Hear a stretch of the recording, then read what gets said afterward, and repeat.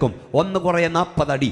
അവസാന അടികൾ വന്നപ്പോൾ എൻ്റെ കർത്താവിൻ്റെ മുതുകിൽ മാംസമില്ലായിരുന്നു. വേദപുസ്തകം പറയുന്നു അവസാന അടികൾ അസ്ഥികളിലേക്ക് കണ്ടിറങ്ങുവാൻ തുടങ്ങി. നിങ്ങൾ ആ ബേസിലേക്ക് നോക്കുക പ്രിയപ്പെട്ട സഹോദരിമാരെ. ഇറച്ചിക്കടയിൽ നിന്ന് ഇറച്ചി വാങ്ങി കൊത്തി നുറുക്കി കഴുകി വാരി അടപ്പിൽ വെക്കുമ്പോൾ രക്തവും മാംസക്കൊത്തും കിടക്കുന്നത് പോലെ ആ ബേസിലെ വെള്ളത്തിൽ നമ്മുടെ കർത്താവിൻ്റെ രക്തവും മാംസക്കൊത്തുകളും കിടക്കുകയാണ്. ഒരു പക്ഷേ ഇത് കണ്ടിട്ടായിരിക്കാം പീലാത്തോസ് പുരുഷാരൻകാരൻ്റെ വെള്ളമെടുത്ത് കഴുകി ഈ നീതിമാന്റെ രക്തത്തിൽ എനിക്ക് പങ്കില്ലെന്നവൻ പറഞ്ഞു. 1 × 40 അടി അടിച്ച ശേഷം യേശു കർത്താവിനെ അവിടുന്ന് അവർ വലിച്ചെടുത്തു. ഉടനെ മറ്റൊരു ഓർഡർ വന്നു, അവനെ ക്രൂശിച്ചോളാൻ. അടുപ്പിച്ച് വിട്ടയക്കുമെന്ന് പറഞ്ഞവൻ പറഞ്ഞു ക്രൂശിക്കാൻ കൊണ്ടുപോകാൻ. ഏതാണ്ട് 150 കിലോളം ഭാരമുള്ളൊരു കുരിശ് യേശുവിൻ്റെ തോളിൽ അവർ വെച്ചു കൊടുത്തു.